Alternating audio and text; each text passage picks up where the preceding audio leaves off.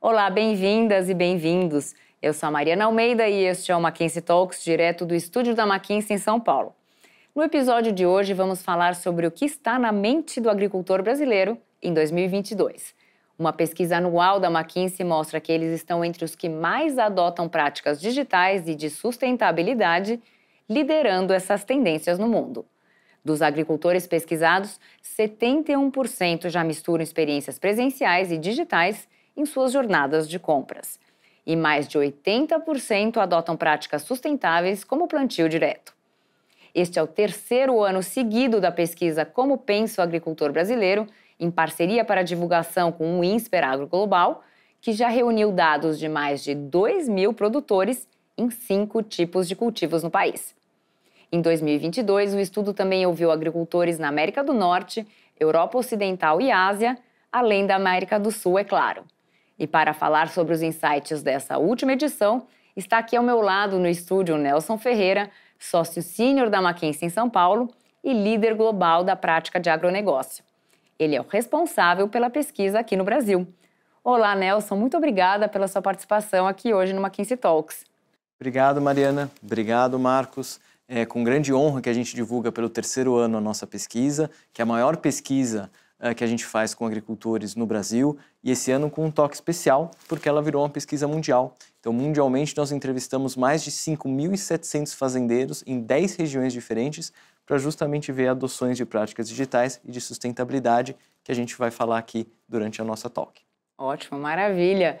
E temos também como nosso convidado o Marcos Yankee, professor sênior de agronegócio global no INSPER e coordenador do INSPER Agro Global, instituto de pesquisa focado nas relações entre agricultura, meio ambiente e comércio.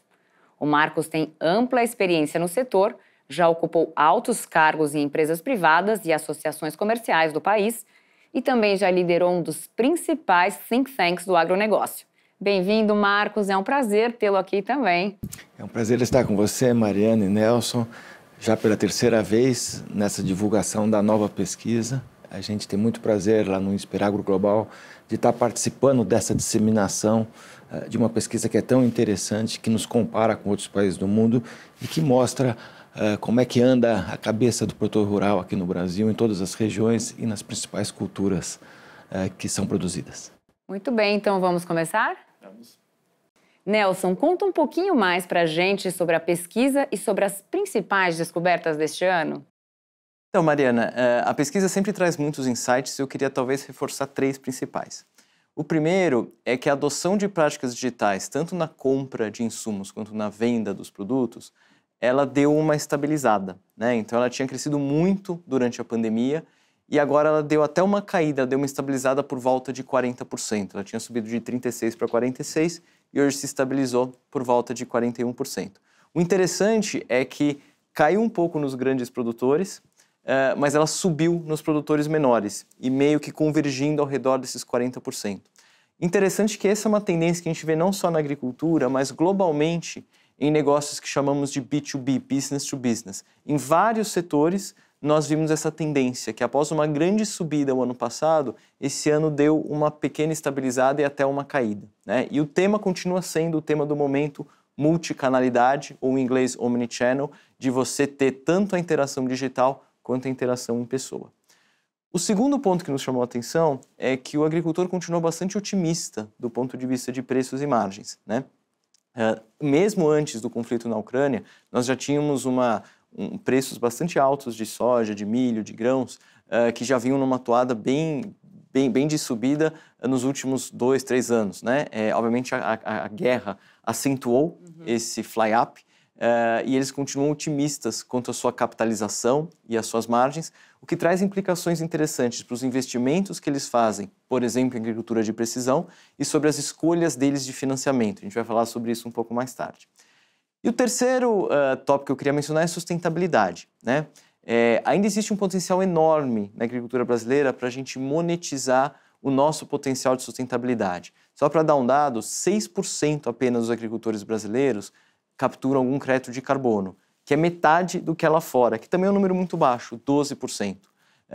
Por outro lado, quando a gente pega as práticas associadas à agricultura regenerativa, por exemplo, plantio direto, controle de cobertura, rotação de culturas, utilização de biológicos, ele é muito mais alto no Brasil do que lá fora, né? Só para dar um dado, quando a gente fala, por exemplo, de utilização de biológicos, no Brasil ele já atinge índices acima de 60% na grande maioria das culturas do cerrado. Lá fora ele ainda está por volta de 25%. Então a gente tem realmente um grande potencial para capturar e monetizar as práticas sustentáveis que o nosso agronegócio faz. A gente também vai falar um pouco sobre isso mais para frente. Ótimo, muito interessante. Como você falou, a gente vai ter oportunidade de nos aprofundar em cada um desses tópicos aí mencionados. Muito bem. E Nelson, a partir da pesquisa, como você avalia as plataformas de e-commerce para o agro brasileiro atualmente? Quais são os maiores desafios que elas enfrentam? Aí falando um dos tópicos que você mencionou, que é a digitalização. Então, Mariana, essas plataformas elas estão crescendo, elas estão se consolidando, né? E hoje tem dois dados bem interessantes, né? A gente tem quase que 70% dos fazendeiros que fazem algum tipo de mescla de interação, seja em pessoas, seja, por exemplo, por um aplicativo de mensagem ou mesmo um aplicativo de celular ou de computador. A utilização de plataformas em si, seja para compras de insumos, seja para vendas, por exemplo, de grãos, está por volta de 13%, 15% dos fazendeiros que utilizam. Então ainda tem um potencial muito grande para crescer. Quando a gente pergunta o que está faltando, né, o que precisa para ter uma adoção maior, o tema principal que vem ainda é um pouco de falta de confiança que eles colocam para isso, né? Talvez até um pouco como a gente no passado, quando colocava um cartão de crédito, por exemplo, num site de compra, no começo ainda ficava um pouco reticente. Vamos lembrar que quando você está falando de compras e vendas de produtos agrícolas, ao contrário de produtos, por exemplo, no varejo, muitas vezes está falando de uma ou duas compras no ano de uma quantidade bastante grande, de um montante, um valor monetário muito grande, ao contrário, por exemplo, de uma compra recorrente, como a gente faz no supermercado ou como a gente faz, por exemplo, numa compra para casa. Mas isso ele está crescendo. Existe sim um potencial para aumentar essa confiança, para aumentar a navegabilidade, a experiência do usuário nessas plataformas digitais, mas a gente já está vendo até uma certa consolidação. O ano passado, quando a gente fez a pesquisa, tinha aproximadamente 6 ou 7 bem divididas. Hoje a gente já vê uma consolidação em 2 que já estão mais top of mind, por assim dizer, na mente do consumidor. Interessante. As interações presenciais ainda são bem valorizadas, né? E os aplicativos de mensagem, de alguma forma, dão essa proximidade, né? E muito por WhatsApp. Essa é uma diferença, por exemplo, que a gente vê aqui nos Estados Unidos ou em outros lugares. A gente ainda utiliza muito o WhatsApp não só para troca de mensagens, mas para mandar Pix, para você fazer transações. E várias plataformas digitais estão utilizando o WhatsApp como uma forma primordial de se conectar. E enquanto aqui no Brasil a gente ainda se apega muito à questão da confiança de você fazer uma transação grande por uma plataforma digital, lá fora o grande tópico ainda é a experiência do usuário. A forma de você obter, por exemplo, recomendações customizadas para sua fazenda, de uma forma fácil e direta, lá fora esse costuma ser o principal ponto.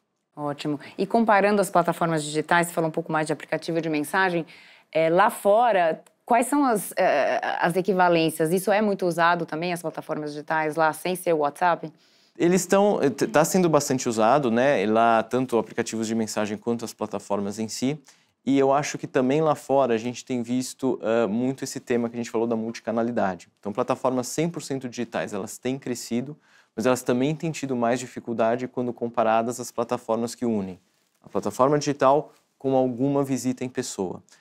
Acho que existe uma tendência, principalmente pós-pandemia, das pessoas realmente terem os dois ao mesmo tempo, né? De conjugar uma visita em pessoa para um aconselhamento técnico mais específico, para uma visita mais realmente específica, com a utilização das plataformas digitais para questões mais transacionais que o fazendeiro precisa fazer. Ótimo, interessante. E Marcos, o mundo está vivendo um boom inédito das commodities desde o início de 2020. Mas como você mesmo apontou em um artigo junto com alguns colegas do INSPER, a gente tem indicações de que esse ciclo pode estar chegando ao fim. Como as empresas do agronegócio podem agir agora de forma mais estratégica, tanto para aproveitar o ciclo de bonança, quanto para lidar com os aumentos nos custos dos insumos? Bom, de fato, a gente teve um ciclo de alta de preços, né, que começa com a pandemia, guerra e eventos extremos climáticos em vários países do mundo, geadas, secas, calor extremo, né? Então, tudo isso desajustou oferta e demanda nas commodities agrícolas, aliás, em todas as commodities, né? E isso exige do produtor muito mais cuidado em termos de gestão de riscos, né? Eu acho que hoje a maior questão que se coloca é 2023, nós vamos ter uma recessão importante no mundo, nós já temos inflação bastante alta, né? Portanto, isso significa que os preços das commodities podem cair, mas os custos continuarão elevados, né? Então, as margens acabam se reduzindo e isso aparece nessa pesquisa quando a gente vê que o produtor usou menos barter, menos crédito e realmente usou mais capital próprio, inclusive antecipando compras para não correr riscos, né? Então, me parece que essa que é a realidade da pandemia. Agora, é muito difícil dizer o que vai acontecer, porque nós continuamos com essa guerra acontecendo, temos agora o problema da China lá com Taiwan, portanto, temos aí questões ainda que estão muito indefinidas, mas risco e alta volatilidade é o que está acontecendo. Tudo super interconectado, né? Mexe uma coisinha no tabuleiro, muda todo o cenário. Sim. Né? E agora falando um pouquinho mais sobre a perspectiva do agricultor nesse cenário. Como esse boom nos últimos anos, o agricultor estava em geral bem capitalizado, como você mesmo mencionou. Mas e agora, com o cenário econômico mais difícil, que você também mencionou, o que podemos esperar em termos de crédito e financiamento para o agro? Ele já entrou um pouquinho, né, nesse tema, Nelson, mas se você conseguir afunilar um pouquinho mais sobre isso, acho que pode ser interessante. Claro. Primeiro que os fazendeiros foram impactados de uma forma bastante heterogênea. Curiosamente, hoje, se você olha, por exemplo, o preço de soja, milho, eles já voltaram a patamares antes da guerra, porém ainda mais altos do que comparados no início da pandemia. Fertilizantes e insumos continuam bastante altos, né? Então, você tem, como o Marcos falou, uma pressão de custos que está ficando cada vez maior, embora o produtor ele se manteve capitalizado. Eu acho que você teve, do ponto de vista de crédito e financiamento, 2 ou 3 questões. A diminuição do barter caiu de 40% para 32%, justamente porque o agricultor preferiu fazer compras à vista, até para garantir o suprimento daqueles insumos de que ele necessitava. Segundo, aumentou, especialmente para aqueles agricultores mais jovens, de propriedades maiores, o apetite por ferramentas mais sofisticadas de financiamento, por exemplo, hedging, tanto de commodity quanto de câmbio. A gente viu, por exemplo, para algodão, para produtores de grãos, inclusive no Mato Piba, um aumento do ano passado para esse ano de pesquisa e de apetite por hedging. E terceiro, agora, com o aumento da taxa de juros, não só no Brasil, mas no mundo inteiro, obviamente isso também vai mexer um pouco com as decisões deles de financiamento. A gente estava vendo muito apetite para o agricultor, seja para a compra de novas terras, seja para investir no seu próprio maquinário, né? Só para dar um indicador, a gente hoje tem, no caso dos produtores de grão, 50% que usam maquinário para agricultura de precisão e cerca de 37% que usam algum tipo de sensoriamento remoto. E vários deles estavam indicando investir ainda mais nesse tipo de equipamento. Com a taxa de juros mais alta, vai ser interessante ver se esse apetite vai continuar, a gente acha que vai, mas vai requerer também novos tipos de financiamento, agora que você tem uma taxa de juros mais alta e, consequentemente, impactando mais o teu rendimento do dia a dia. Certo, muito obrigada. E a pesquisa do ano passado já mostrava que o agricultor brasileiro está entre os que mais adotam práticas sustentáveis, como o Nelson já falou aí no começo, na apresentação dele. Como isso avançou desde então e quais potenciais ainda podem ser explorados? Olha, o Brasil continua na vanguarda de utilização de várias dessas práticas, né? E você tem, por exemplo, como eu falei, para a utilização de biológicos, para a utilização, por exemplo, de plantio direto, os números são quase o dobro do que a gente vê em outros lugares. O que a gente não tem aqui é um mercado voluntário de carbono. E que talvez esse seja o grande gargalo para realmente se desenvolver essa captura. E desenvolver este mercado ele não é fácil, porque muitas das agências reguladoras que atestam e fazem toda a aferição desses créditos utilizam padrões para países desenvolvidos, nos quais você não tem a utilização dessa prática tão forte quanto você tem aqui. Então, por exemplo, nos Estados Unidos, você adotar plantio direto já te qualifica para ter um crédito de carbono. Aqui não, porque aqui já é parte do nosso, como a gente chama, no nosso baseline, né? Então, esse é um desafio que nós temos, e nós temos ainda um desafio muito grande de poder ganhar os créditos a partir do reflorestamento, que é o nosso grande potencial, né? De a gente usar mais reflorestamento, ganhar crédito através de iniciativas como integração lavoura, pecuária, floresta. Esse talvez seja o grande potencial inexplorado para o país do ponto de vista agropecuário. Ótimo, você já acabou tocando aí um pouco na minha próxima pergunta. Justamente você mencionou, né, que o Brasil tem um gigantesco potencial nos mercados regulado e voluntário de carbono que ainda não se estabeleceram, né, aqui no Brasil, mas quem sabe aí no futuro, né? O que falta? Tem mais algum item que falta que a gente poderia nos aproximar o agro dessas iniciativas? Então, Mariana, esse é um bom ponto. Eu acho que a gente vai ver no setor agrícola muito do setor privado, de entidades privadas, obviamente em parceria com o setor público, mas muito partindo do setor privado, de se unir e propor uma agenda regulatória para que a gente possa efetivamente monetizar esses créditos de carbono e o total potencial de sustentabilidade da agricultura brasileira.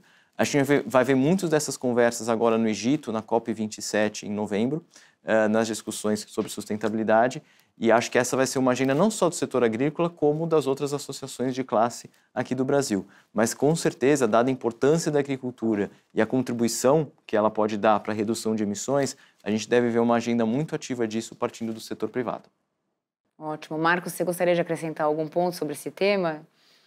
Bom, eu acho que essa jornada de sustentabilidade do agro é antiga, né? O plantio direto é dos anos 80, né? E depois nós tivemos a segunda safra, atualmente a terceira safra, tivemos ganhos de produtividade e tivemos aí toda a questão de uso de agricultura regenerativa mais recentemente.